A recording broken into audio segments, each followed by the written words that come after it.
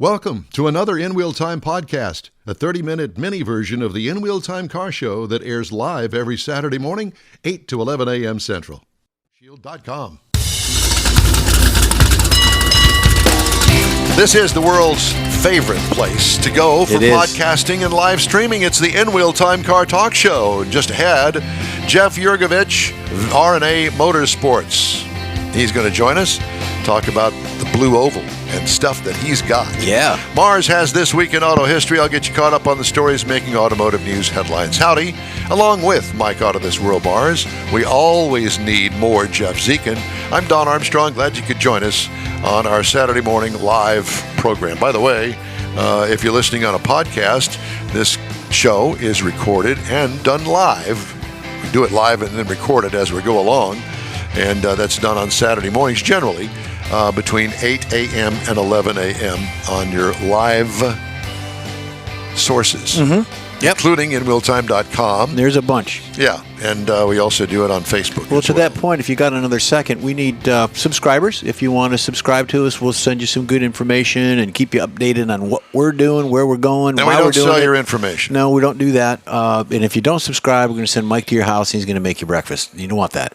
You don't want that. You don't. So subscribe. Mike, if you were to make yourself your own breakfast, what would it be? 2 eggs, bacon, and some tomatoes.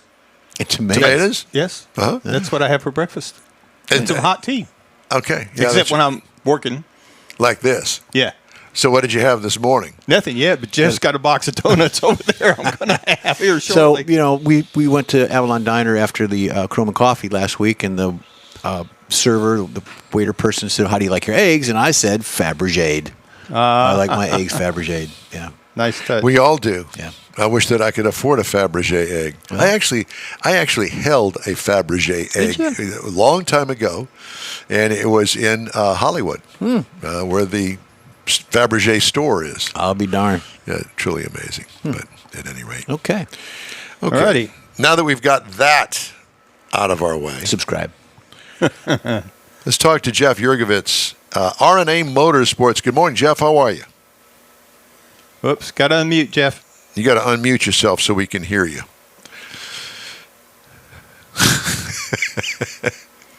Did you unmute yet? He's working on it. He's working on it. Okay. There's mute. There he is. There's mute. Good morning. Good morning. How are you? Well, I'm unmuted. That makes it a little bit better. It does. It does. Where are you located? I'm actually located in Arkansas, right outside the Eureka Springs. Oh. Are you a Razorback fan? I'm not, but I'm a Chiefs fan. Does that count for anything? No, yeah. Well, it does, actually. Roll Tide. I mean, it's all I can say. Boomer Sooner. Go Blue. Yeah. So, at any rate, tell me about what you do over there. I understand that you're part of the Midwest Blue Oval Club. I got a feeling I know what the Blue Oval Club is. Something to do. That's correct. Something to do with a brand that starts with F. Well, yes. That's we started the Blue Oval Club in 2014. We felt going to the car shows and putting money in the pocket of the person doing the show was not advantageous to what our group was trying to do. What is your group trying to do? Well, we were trying to donate back to the communities out of the car shows. So we created the Midwest Blue Oval Club as a 501c3. We're a nonprofit organization. We strictly try to do car shows in small towns and donate 100% of the proceeds back to the local charities. Good for you. I commend you on that, sir. So over the years, we've donated hundreds of thousands of dollars back to local communities and charities that helps them throughout. But in the meantime, we're having fun with the car shows that we put on and the people that come see us at the car shows. And do you have any big car shows coming up, or are they all big to you? Well, they're all big to us, but we do. We have one here in Eureka Springs, which it was a Mustang show that had been going on here for years and years, and the gentleman that was running it had health problems, and I took it over in 2014, started running the show, and we built it up into a little bit bigger show. We now do about 3 to 4 days worth of cruises, events, sightseeing, road rallies, things of that nature. And then on Saturday we have a car show, and we get somewhere 200, 250 cars, all in a small little parking lot inside of Eureka Springs. It's quite cozy, and people really enjoy it. Is it all limited to Ford Mustangs? It's all limited to Mustangs and Ford-powered vehicles. Gotcha. Okay. So, in other words, I could have a 38 Chevy with a Ford Coyote engine in it. You could, and we would let you in if you're glad to take. Remember, we're nonprofit, so we don't get too picky on that. We'll still take your entry fee into the car show. Yeah, and my Freakazoid car. You'd be at the back of the line, but you could get in. You park over there, Don. The best one we had come was I think it was a '76 Corvette with a Ford 289 engine. Oh my God, that's sacrilegious, isn't it? Isn't that like it's the opposite direction? We all had to go look at it more than once. Just No to say doubt. that it really Ford engine in it. Bizarro world there. Yeah, I can only imagine the motor mount to transition It's from Chevy just to Ford. the other way around. Yeah. You know, I've got a 58 whatever, and I'll drop a LS in it. That's it.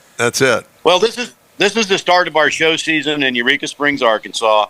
If you've never been here, the roads are great. The driving, I want to say 1 million motorcyclists come here to drive the roads every year. Where is Eureka Springs? Is it near Hot Springs? No, we are about 3.5 hours north of Hot Springs. Okay. We're basically, Eureka Springs is about 20 miles south of the Missouri border. Okay. Into Arkansas. It's the start of the, it's up by the Buffalo River. Okay. It's still the Ozarks, but it's the start of the Boston Mountains that run all the way down into Hot Springs. Well, this is typically the most beautiful time of the year up there. We're just getting a lot of pollen right at the moment, but Yep. I'm sure everything will be green soon enough. Yep. Yeah, this is the kickoff. The Eureka Springs show is the kickoff of our show season for the Midwest Blue Oval Club. We'll have this, and it's always the weekend after Memorial Weekend. So we have a lot of the town that helps us with hotel rooms and all the events that we can do because it's after one of their busiest weekends. And generally speaking, it's an odd town that we have a population of 2,071, but there's 2,600 hotel rooms in this town. Well, obviously, it's a vacation destination. It is. It's also, I think somebody told me once, there's more marriages done in Eureka Springs than there is in Las Vegas. Wow. You know, I've heard of Eureka Springs, but I didn't realize that it was only 2,000 people that call home there. Yep, that's all we've got at the moment, and it's growing. We're getting a lot of influx coming into this area and we're across the lake from Bentonville, Rogers, Fayetteville. So you got a Walmart city there. We do. We have Walmart store number one. Wow. Do you really? Is that We're where it very proud is? of that. Oh my God! You're north of Joplin. No, we are south of Joplin. South of Joplin. Okay. Yeah, the northern Arkansas. Gotcha. Yeah. And then speaking Northern of Arkansas, really pretty area in Arkansas. It's not even doesn't even feel like it's part of Arkansas just based on the mountainous that's here. Jeff, what do you do for a living? Well, I'm actually retired now. You introduced me as R&A Motorsports, but that was when we were in Lee Summit, Missouri. I had that business for 20 plus years. And when the pandemic hit, we kind of slowed down a little bit. We decided to move to Arkansas. Now we're a subsidiary of R&A Motorsports. We are Yellowstone Mustang Ranch. And we are assembling and building Shelby Mustangs right now. And we have. Wait a minute. I didn't. Are they still in business, Shelby Mustangs? He is. Well, I know that you are. Restorations or what? These are all restorations, and we take a complete car and disassemble it and hand build every single piece from scratch. If we have to, or restore the actual piece that's there. I can give you a little heads up or a look here if I can turn this. Yeah, around. please do. All right, so here is the actual shop, and we tell people that we build your car on a piece of white carpet. Well, that's true because we can come and go out of your car without having shoes on and scratch up things coming and going as we build the car. This particular car is a 67 Shelby GT500. It had just come out of the paint shop. It is starting assembly right now. It's in a stage where the headliner goes in first, and then we work on the dash and the glass, assembling the car. It's completely apart. Pieces and parts are all laid out. to where we can start assembling. How long have you had the car? And is there a usual time frame that you do these complete restorations? Does it take years? About 18 months, Yeah. sometimes a little less, depending on how rough the car is. This is where parts are all cataloged, looked at. Here's a part that's been restored, but here's a part that hasn't been. So we start and clean all that stuff up. We've got the equipment. This is a parts tumbler where the parts are put in there, so they massage to look fresh and new, bare metal. How big is How big is your shop, parts Jeff? laid out that we've got to work on. How many square feet you got there? We're in a 40 by 70 facility, and this is just the assembly room, basically, for the cars. We have a complete parts department, and then we have another storage facility across the street. Wow, that's impressive. How many folks you got working with you? Me, myself, and I, all three of us. Oh, wow. Oh, my gosh, you're doing all this on your own? I am. I have a little assistance that comes in every once in a while, but I've been doing this for quite a while. I'm pretty used to assembling and building cars, and it's the small parts that take a lot of time. For instance, here is a set of original power steering hoses, and I am duplicating them with new ink stamps and numbers. I could spend hours putting all that together. What do you have, a cot in the back room that you just kind of live there? Actually, it's my house, too, so that's why I'm in a garage that's carpeted. Oh, my gosh. So you've got every car guy's dream to have a huge shop in the back. You go out there and, quote-unquote, tinker and make a living at it. Correct. I get cars in. This car's in from Arizona. It was purchased at an auction, and then it was sent here for me to do some detailed cleanup on it. It's got a lot of, from dirty exhaust to rusty drive shafts, and we to can't give you have an that. example, I've kind of put together, I've got a done car here, and this will give you an example of how nice a drive shaft looks.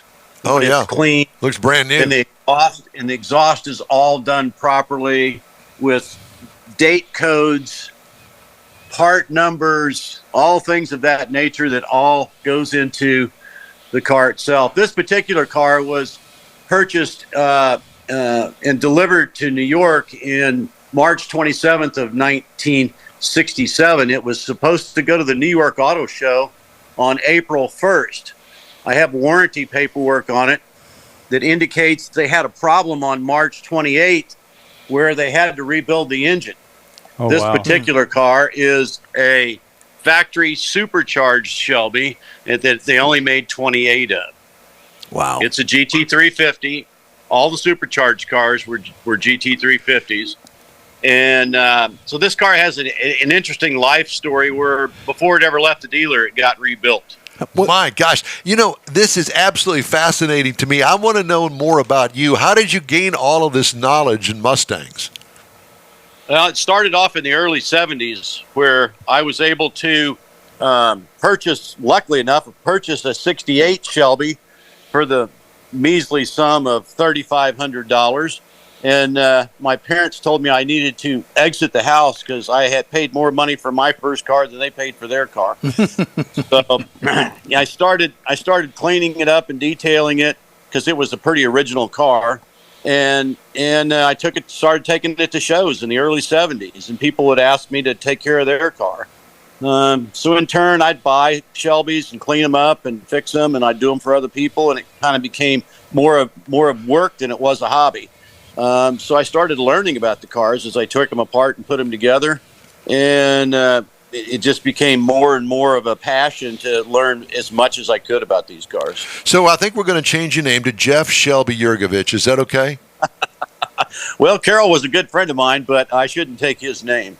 Okay, well, and I respect that for sure. Well, absolutely stunningly beautiful work, Jeff. I mean, like all of us want to come up there and just sit around and watch you do your thing.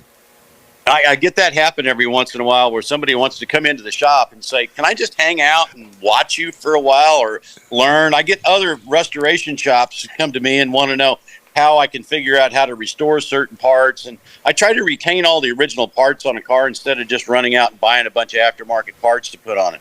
So you got to be somewhat thinking on how you're going to restore pieces and parts. I do a lot of carburetors. I do a lot of distributors for people.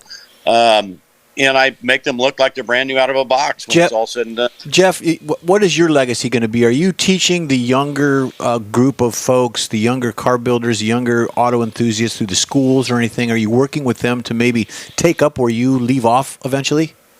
That's my goal. I mean, everybody's told me I should write a book on what I know and what we. You ain't got time to write no book. You better get after it.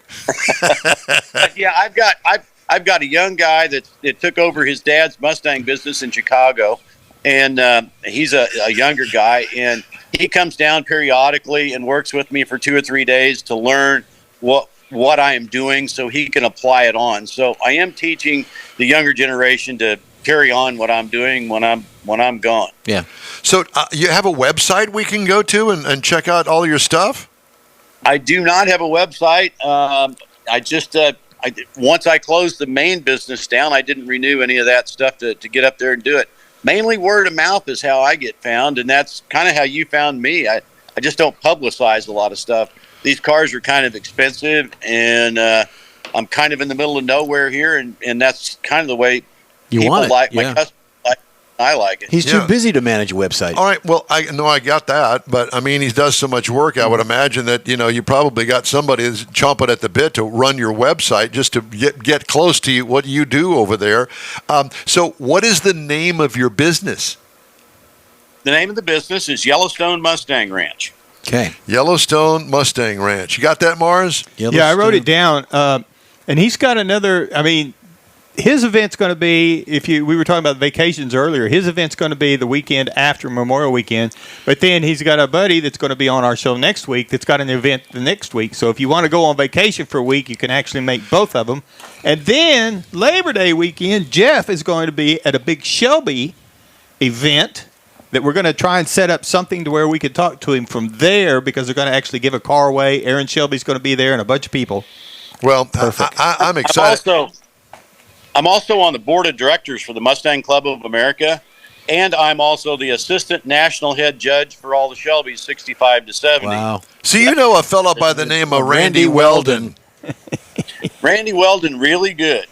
I was with Randy all weekend at the 60th in Birmingham, Alabama. I was helping run that event, and Randy was our spokesman on the microphone down at the track all day. Yeah. Well, we just had him on recently. Yeah, he said to tell you hi. Yeah, we talked to Randy. We talked to Randy all the time, and listen, we're all jealous. We want to come see you, and I can't think of a better place for you to be than Eureka Springs up there in Arkansas. And it is great to talk to you. Great to meet you. We love your business, and we want to stay in touch with you. You got anything new? Please reach out to us and let us know that you got something to talk about. We'll have some time to talk about some of these cars particularly, and then when we get to the Shelby Collection Museum in Boulder, Colorado, you'll really enjoy that. I can take you on a tour. We actually have the Ken Miles GT40 there that he won Le Mans in. Very nice. Very nice. Cool. Midwest Blue Oval Mustang Club. Jeff Yergovich, it's great to talk to you, my friend. Thank you, sir. Take care. You too. Golly. I know. Yeah, he tried to, when we were talking, he tried to go across the area there to some of his other buildings, but his internet wouldn't quite reach over. But it was enough that you could see all these valve covers. I mean, all these parts that he's accumulated over the years. It's just amazing. Love that. Which, I wish I'd have zoomed in on that back when I was really, really, really into the drag racing thing. But, minds wander. Yeah. Especially mine. You had to have something to grab you. And if it didn't grab you, then you were just letting it go. Pretty much. Yeah. Hey, the In-Wheel Time Car Talk Show is available 24/7 through the iHeartRadio app. Just look for In-Wheel Time Car Talk. We also video stream on Facebook, YouTube, and InWheelTime.com, and podcasts are available from your favorite podcast provider. In-Wheel Time Car Talk Show continues right after this quick break. Pro-Am Auto Accessories has been serving Houston's auto enthusiasts since 1984, providing world-class products for sports cars, European sedans, and American muscle. Pro-Am is known as the place to go to find exclusive and hard-to-find parts and accessories. Pro-Am is one of the very first distributors in the USA for brands such as Recaro, Redline, Momo, Corbo, and Simpson. Located in the heart of Houston's premier retail and service corridor, the Galleria area, Pro-Am's walk-in storefront includes an 8,000-square-foot warehouse, showroom, and installation bays. Pro-Am not only sells parts and accessories, but also offers installation and service. Pro-Am is now reaching a worldwide audience through Pro-Am.com, taking its local reputation to the rest of the world. At Pro-Am Auto, you'll be dealing with a small group of professionals who truly want to help you with your automotive needs. If you don't see what you're looking for on the website, call and Pro-Am will lend you a hand. Pro-Am Auto, 6125 Richmond at Green Ridge in Houston's Galleria area. Call them at 713-781-7755. Want to feel good about something special you did for someone special? In Real Time and the original Lupe Tortilla group of Tex-Mex restaurants have joined together to help a very worthy cause, God's Garage, a Christian-based 501c3 charity. We know there are lots of places and organizations out there where you can donate a car, truck, or SUV, but we're asking you, our car enthusiast family, to consider donating to God's Garage. Visit godsgarage.org and learn about its mission, the women that have been helped, how each one is screened, and about their Restore You program. A car donation is an easy way to make a difference in the lives of others. God's Garage needs good operating vehicles, but will take all types in working and non-working condition. Make your heart and soul feel good by donating your gently used vehicle and help support single mothers, widows, and wives of deployed military at godsgarage.org. Jeff now has a commercial on Keels I and do. Wheels. 28th annual Keels and Wheels. You can go to www.keels-wheels.com. Tickets are $30 in advance. Now, if you want to get them at the gate, they're $40. Students, they're $15, and then children under 12 are free. So bring the kids out. It's all good. You got 60 years of Mustang. You got 60 years of Donzi boats.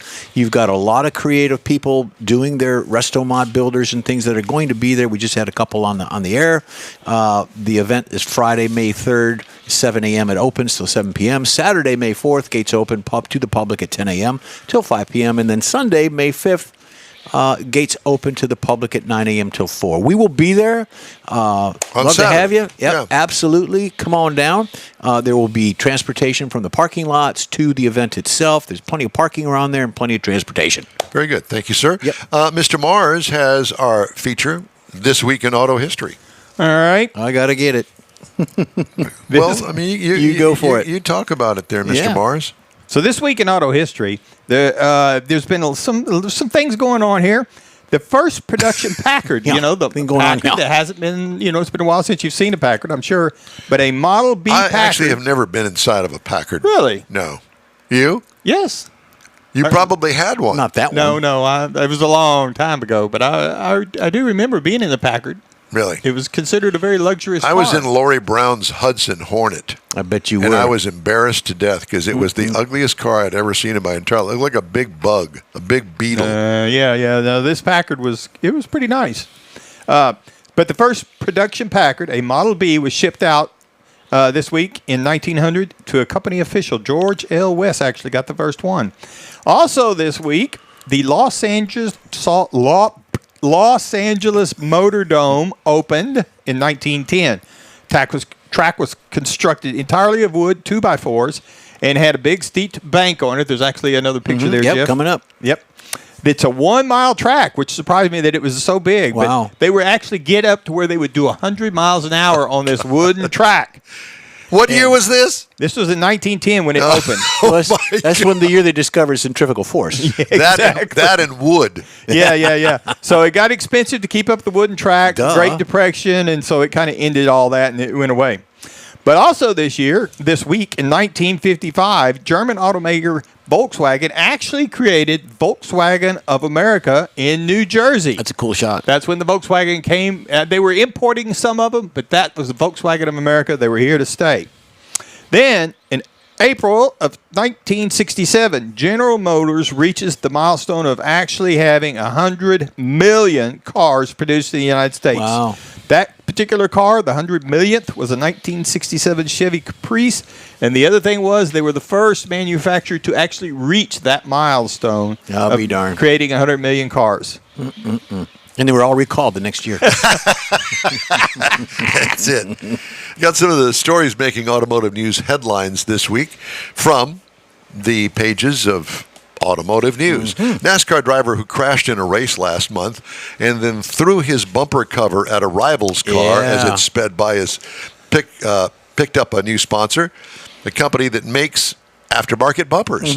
That was very cool. Video of Joey Gase throwing a piece of his wrecked Chevy Camaro SS at fellow driver Dawson Cram went viral after the Toyota Care 250 race in Richmond, Virginia, racking up millions of views online. Maybe you've seen it. Days after NASCAR assessed Gase a $5,000 fine, he signed a deal to make bumpers that deliver, the primary sponsor of his Ford Mustang Dark Horse in August. The company's logo already began appearing on the rear bumper of Gase's number 53 Mustang last week.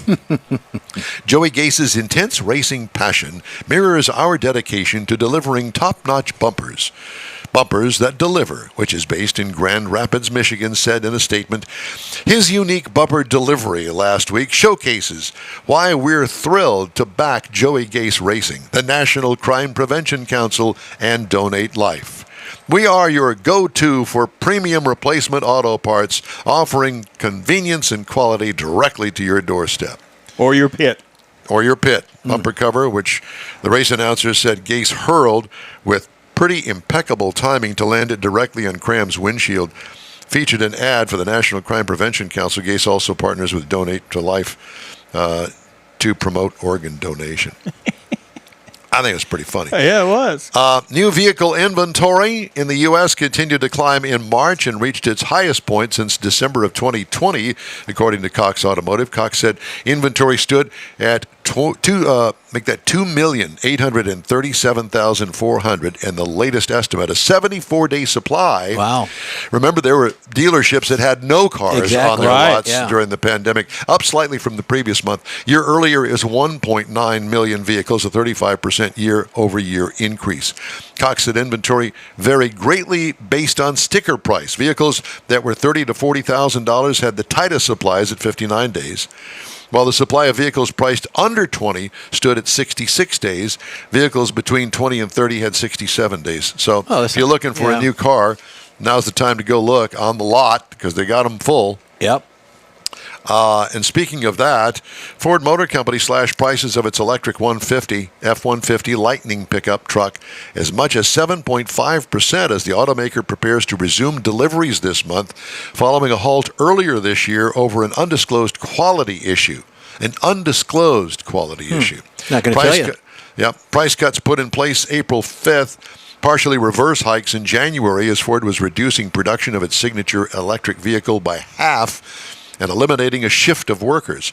The biggest reduction of $5,500 is on the Flash, the extended range model, now starting at $67,995, the automaker said. The only problem with that is good luck in trying to find a fast charger on the public grid anywhere in the city of Houston. 2.5 hours it took me to go to find, after 3 days of looking, a fast charger. And where did I find it? Pasadena, behind a Chase Bank building on Spencer Highway. Are you kidding me? No. I'm sorry. Was the guy back there? Hey, you want to buy some electricity? No, but was he wearing a trench coat? There were a couple of other people back there charging too. Took about 30 minutes, got 80% charge. Enough of that story. Enough of it. Tired of it. Hey, we'd love to hear from you. Shoot us an email. The address is info@inwheeltime.com. Time now for a quick break. You're on the In-Wheel Time Car Talk Show, streaming and podcasting around the planet. Look for us on your favorite provider. The original group of Lupe Tortilla restaurants will have you telling your family and friends just what the original recipes mean when it comes to the best fajitas in Southeast Texas. Founder Stan Holt invites you to visit the original Lupe Tortilla near I-10 and Highway 6. Here's the original house that inspired the design of all the rest and the original charm that helped make Lupe Tortilla the go-to destination for Houston Tex-Mex. Speaking of original, nothing can compete with the original lime pepper marinade that everyone will agree makes Lupe Tortilla award-winning beef fajitas the best anywhere. Lupe Tortilla Katy is another location that gives you the same quality and service Houstonians have come to expect at Lupe's. It's located just off I-10 and the Grand Parkway at Kingsland Boulevard in Katy. Find yourself in Aggie Land? Head to the Lupe Tortilla in College Station, located just around the corner from Kyle Field. It's a great place to enjoy those famous frozen margaritas before or after the game. Headed east to Louisiana, stop in at the Lupe Tortilla in Beaumont. It too's on I-10. You can't miss it. The original group of Lupe Tortilla restaurants invites you in for the best Tex-Mex anywhere. You own a car you love. Well, why not let Gulf Coast Auto Shield protect it? Houstonian John Gray invites you to his state-of-the-art facility to introduce you to his specialist team of auto enthusiasts. We promise you'll be impressed. Whether you're looking to massage your original paint to a like-new appearance, apply a ceramic coating, install a paint protection film, nano-ceramic window tint, or new windshield protection called ExoShield, Gulf Coast Auto Shield is where Houston's car people go. Curbed your wheels? Instead of buying new, why not have them repaired? How about a professionally installed radar detector? Gulf Coast Auto Shield does that too. Get a peek inside the shop and look at the services offered by getting online and heading to gcautoshield.com. Better yet, stop by their facility at 11275 South Sam Houston Tollway, just south of the Southwest Freeway, and get a personal tour. Gulf Coast Auto Shield is your place to go for all things exterior. Call them today, 832-930-5655 or gcautoshield.com. That's it for this podcast episode of the In Wheel Time Car Show. I'm Don Armstrong, inviting you to join us for our live show every Saturday morning, 8 to 11 a.m. Central on Facebook, YouTube, Twitch, and our InWheelTime.com website. Podcasts are available on Apple Podcasts, Spotify, Stitcher, iHeart Podcast, Podcast Addict, TuneIn, Pandora, and Amazon Music. Keep listening, and we'll see you soon.